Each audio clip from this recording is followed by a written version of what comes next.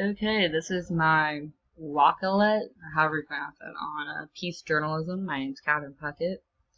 So we start off and we talk a lot about what peace journalism is. Of course, we've all already kind of read through that and touched on that a good bit, but just a quick recap. Peace journalism is reporting on something and giving both sides of it and not sensationalizing it and really talking about all of the outcomes and all of the different viewpoints on a subject, which isn't really the more popular way to do journalism at the moment, but it's definitely the best way to get all the information and make a really good informed opinion.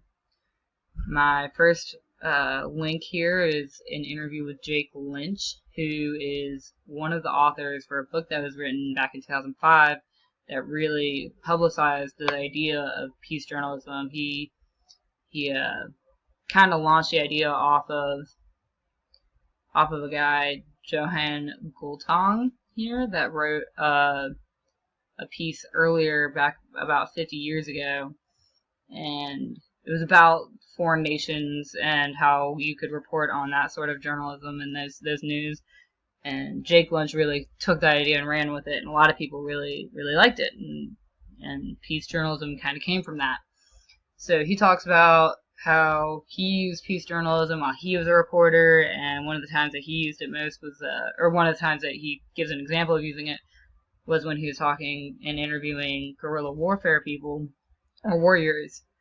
And it was really interesting, and he really enjoyed doing that because it gave them a chance to voice their demands and their opinions and their side of things, which is really rare in this world. It's really easy to do a piece on that and just paint them as these horrible villains, and thanks to peace journalism it really gave an option to really understand where the other side is coming from. My next link is a Facebook group called the Center for Global Peace Journalism at Park University.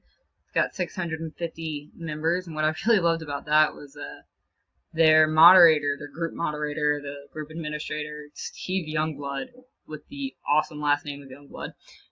But Steve Youngblood kind of narrates it, or moderates it, and he makes sure that everybody stays on topic. And there's a post on there where he's kind of chastising the group because they posted political posts, and that's not what this is about. And I really think that's a great example of how easy it is for people who join this group, obviously with the intention of practicing peace journalism and really sharing peace and sharing that kind of style of writing, and then they politicize it and they sensationalize it, and he's trying really hard to keep it true to form and keeping everything as it should be, which is not always easy, obviously.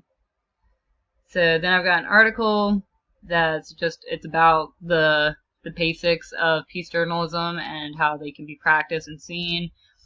It kind of covers everything that I already talked about, but it was really good, in-depth, without being too extraneous and too in-depth to be over our heads. I really liked that.